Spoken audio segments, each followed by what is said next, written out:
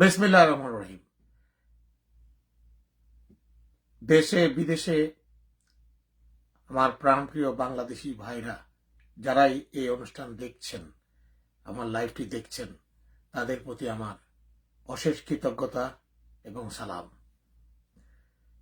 প্রথমে আমি কিছুক্ষণ আগে ঘটে যাওয়া ফিলিস্তিনি মুক্তি সংগ্রামের নেতা হামাসের প্রধান ইসমাইল হানিয়ার নির্মম হত্যাকাণ্ডের প্রতিবাদ জানাচ্ছি এবং তার বিদেহী আত্মার রুহের মাগফিরাত কামনা করছি। তিনি আজ ইসরায়েলি বিমান হামলায় তেহরানে নিহত হয়েছেন। সাথে সাথে আমার গত ৮-১০ দিনে নিহত আমাদের বাচ্চারা, আমাদের সন্তান তুল্য ছাত্র জনতা, শিশু সহ যারা নিহত হয়েছেন তাদের রুহের মাগফিরাত কামনা করছি। সাথে সাথে এও অঙ্গীকার করছি আমাদের ভাইদের, আমাদের সন্তানদের এই রক্ত আমরা বৃথা যেতে দেব না ইনশাআল্লাহ। এবং আমাদের দেশবাসী কখনোই তাদেরকে ভুলে যাবে না এবং তাদের রক্তের প্রতিশোধ আমরা এই জালিম হাসিনা সরকারের পতন করেই আমরা তাদের শোধ নেব। দুটো বিষয়ে কথা বলতে চাই। প্রথমটি দুঃখজনক হলেও স্বৈরাচারী খুনি হাসিনা গত পরশু এক সিদ্ধান্ত নিয়েছে। তারা বাংলাদেশের অন্যতম প্রধান জনপ্রিয় রাজনৈতিক দল বাংলাদেশ জামাত ইসলামী এবং ইসলামী ছাত্র শিবির তাদেরকে নিষিদ্ধ করার জন্য পায়তারা শুরু করেছে। এবং আমরা যতটুকু জানতে পেরেছি এই ঘৃণা তৎপরতা হয়তো আজকে কালকের মধ্যেই তারা করবে। এর পরিপ্রেক্ষিতে সমমনা রাজনৈতিক দলগুলোর প্রতিক্রিয়া নিয়ে আমার কিছুটা ক্ষোভ, কিছুটা দুঃখ, কিছুটা ব্যথা আমি আপনাদের সাথে শেয়ার করতে চাই। গতকাল যখন প্রশ্ন করা হয়েছে বিএনপির মহাসচিব মির্জা ফখরুলকে জামাত ইসলামী নিষিদ্ধ হতে যাচ্ছে, আপনাদের বক্তব্য কি, মতামত কি, উনি পাকিস্তান আমলের উদাহরণ টেনেছেন। রাজনৈতিক দল বিভিন্ন সময় নিষিদ্ধ হয়েছে, পাকিস্তান আমলেও কমিউনিস্ট পার্টি নিষিদ্ধ হয়েছে, বিএনপি এই ব্যাপারে খুব একটা আমার ওনার কাছে কথাবার্তাটা ভাষা ভাষা মনে হলো। কেন উনি বলতে পারলেন না জামাতে ইসলামীকে নিষিদ্ধ করা যাবে না, ইসলামী ছাত্র শিবিরকে কেন নিষিদ্ধ করা হবে? তাহলে বাংলাদেশে কোনো গণতান্ত্রিক দল টিকবে না, বিএনপিকেও যে কোনো সময় নিষিদ্ধ করা হতে পারে। এই কথাটা কেন উনি প্রতিবাদটা করলেন না, কেন জামাতের পাশে উনি দাঁড়ালেন না? এটা আমার একটা প্রশ্ন। বাংলাদেশ জাতীয়তাবাদী দলের মহাসচিব হলে বা কোনো পদে থাকলে পরে কি উনি কি বাংলাদেশের ওই দলটার মালিক হয়ে যান? দলটার কি ওনার কথা মতো উনি যেটা বলবে এটাই হবে? আমি তো জানি আমাদের বাংলাদেশের আপামর জনসাধারণ যারা জাতীয়তাবাদে বিশ্বাস করে, জিয়াউর রহমানের দলকে পছন্দ করে, বাংলাদেশ জামাত ইসলামীকে ভালোবাসে, তাদের রাজনীতিকে পছন্দ করে, ইসলাম পছন্দ জনগণ এতে ব্যথিত হয়েছে, দুঃখিত হয়েছে।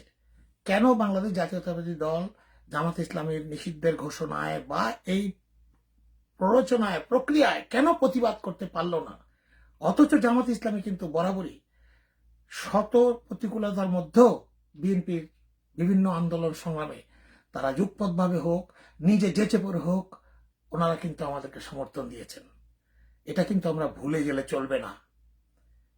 আর এই চলমান আন্দোলনে ছাত্রদের কোটা, বৈষম্য বিরোধী কোটা আন্দোলনেও বিএনপি অংশগ্রহণ করতে পারেনি।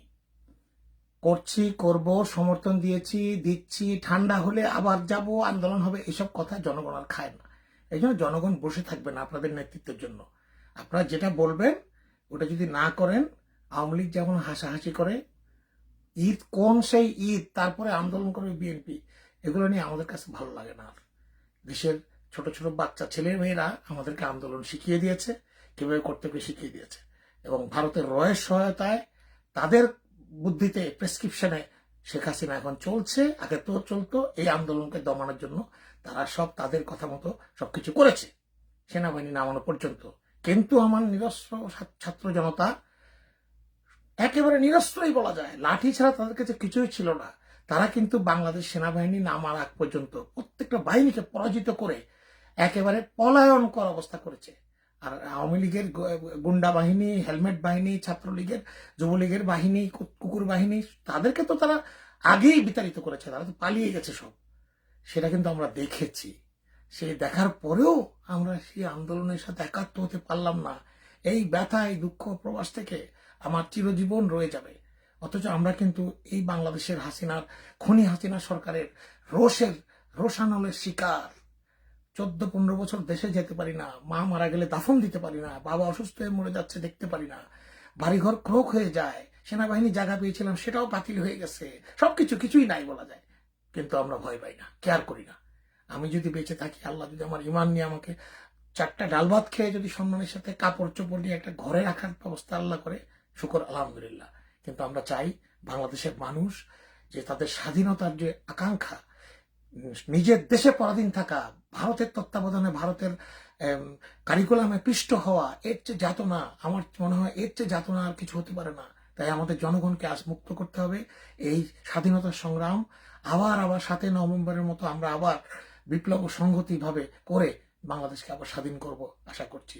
দ্বিতীয় যে কথাটা বলতে চাই, আমার মতো প্রবাসী যারা আছেন, 2 কোটি প্রবাসী আমরা আছি, আমরা সিদ্ধান্ত নিয়েছি বাংলাদেশের এই খুনি হাসিনা সরকারকে আমরা সহায়তা দেব না। সহায়তা কিভাবে দিতাম? প্রতি মাসে আমরা আমার পরিবার পরিজন যারা আছে তাদেরকে যে আমরা অর্থটা পাঠাতাম, সেটা পাঠালে এই টাকাটা ব্যাংকিং চ্যানেল হয়ে হাসিনার কাছে যায়, তারা ডলারটা পায়, ইউরোটা পায়। এই টাকা দিয়ে তারা অস্ত্র শস্ত্র ক্রয় করে, পুলিশের জন্য হেলিকপ্টার ক্রয় করে, আর্মির জন্য মেশিন গান ক্রয় করে, এগুলো যেন আমাদের সন্তানদের উপরে গুলি করতে পারে, আমাদের সন্তানদেরকে হত্যা করতে পারে। এভাবে ভয় দেখিয়ে তারা হাজার হাজার বছর ধরে তারা যতদিন পৃথিবী আছে তারা থাকতে চায়, তারা চেষ্টা করতে চায়। সেটা আমরা হতে দেব না। তাই আমরা প্রবাসীরা স্থির করেছি, অনুরোধ করছি সবাইকে, আপনারা অ্যাটলিস্ট আগামী 3 থেকে 6 মাস বৈধ চ্যানেল হোক, হুন্ডি হোক, টাকা পাঠাবেন না। সবাইকে বলেন একটু কষ্ট করতে, ধার কর্য করে হোক, কিছু যদি সেভিংস থাকে তা করে হোক, টাকাটা আপনার কাছে এখানে বিদেশে রাখেন। পরবর্তীতে যখন যদি সুদিন আসে, বাংলাদেশের এই হাসিনা সরকার যদি পালিয়ে ভারত চলে যায়, তখন আমরা ইনশাল্লাহ একযোগে 1 সপ্তাহের ভিতরে আমরা বাংলাদেশের রাজকোষ পূর্ণ করে দেবো। বাংলাদেশের ব্যাংকের রিজার্ভ আমরা উপচে দেবো ইনশাল্লাহ। যেটা পাঠাতাম তার চেয়ে 3 ডাবল পাঠাবো আমরা। এটা আমরা আপনাদেরকে কথা দিচ্ছি।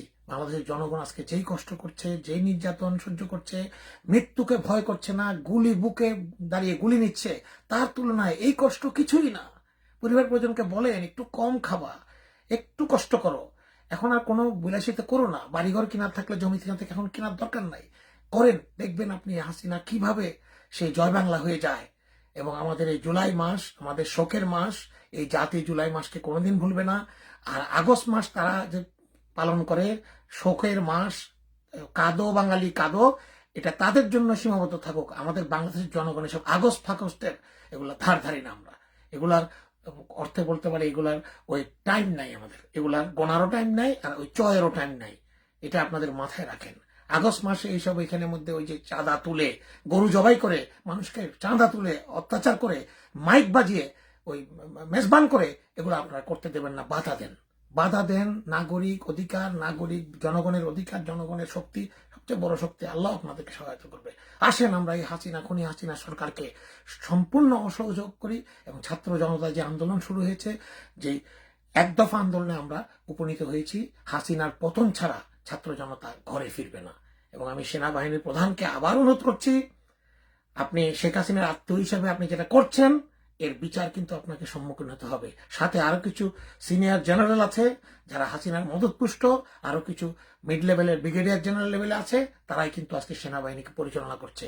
নিচের দিকে যারা আছে, মেজর, লেফটেন্যান্ট কর্নেল এবং যারা আমাদের সৈনিক, তারা কিন্তু এই ব্যাপারে সম্পূর্ণভাবে বিরোধী এবং তাদের ভিতর চাপা ক্ষোভ বিরাজ করছে। আমরা খবর পেয়েছি রয়ের তত্ত্বাবধানে জুনিয়র অফিসারদের লিস্ট বানানো হয়েছে, এই অফিসারদেরকে নজরবন্দি রাখা হয়েছে, অনেককে ডিউটিতে দেওয়া হয়নি এবং তাদেরকে হয়তো গ্রেফতারও করা হতে পারে, এটা শুনেছি। কারণ জুনিয়র লেভেলের অফিসাররা, মেজর, ক্যাপ্টেন এবং লেফটেন্যান্ট কর্নেলদের অনেকেরও, তারা কিন্তু এই জিনিসটার বিরোধী। জনগণের বুকে গুলি চালাতে তারা রাজি না, কারণ সেটা তাদেরই ভাই, তাদেরই বোন।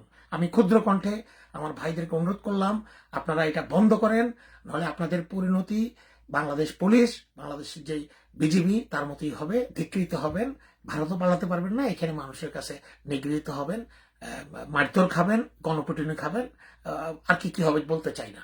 তাই আমি আশা করব দেশটা আমাদের সবার। আসেন এই খুনি হাসিনার, এই মাফিয়া গং হাসিনার, এই চোর ডাকাত হাসিনার সরকারের স্বার্থে যারা আছে, লুটেরা, এসালম সহ যারা বিদেশে বাংলাদেশের সম্পদ পাচার করেছে, যারা বাংলাদেশের জনগণকে মানুষ মনে করে না, তাদের বিরুদ্ধে রুখে দাঁড়ানোর এখনই সময়। আমরা এই জুলাই মাসের এই আমার ভাইয়ের রক্তের ঋণ আমরা শোধ করার চেষ্টা করব এই বাংলাদেশকে এই হাসিনা মুক্ত করে। আসেন সবাই, কেউ ঘরে বসে থাকেন না, বাইরে বেরিয়ে আসেন। পুলিশ থেকে শুরু করে যারা যারা আছে তাদেরকে অনুরোধ করবো আপনারা আর জনগণের বুকে গুলি করবেন না, নাহলে জনগণ কিন্তু আপনাদেরকে ছাড়বে না। তখন কিন্তু আপনারা বলতে পারবেন না যে আমাদেরকে তো জনগণ ধরে ধরে মারে, খালি আমার আত্মীয় স্বজনের বাড়িঘর জ্বালিয়ে দেয়। এটা কিন্তু করেন না, এখনো সময় আছে। পদত্যাগ করেন, পালিয়ে যান, ওই ক্যান্টনমেন্ট থেকে পালিয়ে যান, বাড়িতে চলে যান, তারপরেও জনগণ থেকে বাঁচতে পারবেন। এই শেষ সুযোগ আপনাদের। আমি আপনাদেরকে অনুরোধ করলাম, প্রবাসীদেরকে অনুরোধ করলাম, আমার ভাইরা করজোরে আপনারা টাকা পাঠাবেন না, আমি পাঠাবো না, আপনারা কেউ পাঠাবো না। হাসিনা সরকারকে আমরা $1 আর দেবো না যতক্ষণ পর্যন্ত তার পতন না হয়। সবাইকে আমি অনুরোধ করব, সবাই দেশপ্রেমে উদ্বুদ্ধ হন, দেশকে বাঁচান, এবং এই বিপ্লবকে বিফল হতে দেওয়া যাবে না। এত বড় বিপ্লব আমাদের ছাত্ররা শুরু করেছে, বাচ্চারা, তাদের বিপ্লবকে আমরা সামনে এগিয়ে নিয়ে যেতে হবে। আমরা সবাই জানি তাদেরকে সাহস দেই, দোয়া দেই, অর্থ দিয়ে পারি, সাহস দিয়ে পারি, যেভাবে পারি। এটাই আমাদের সবার আশা। আবার দেখা হবে ইনশাল্লাহ। সবাইকে সংগ্রামী সালাম, এবং বাংলাদেশ স্বাধীন হওয়ার পরে ইনশাল্লাহ সবাই আবার আমাদের সাথে দেখা হবে, এই আশা নিয়ে বিদায় নিচ্ছি। আসসালামু আলাইকুম, আল্লাহ হাফেজ।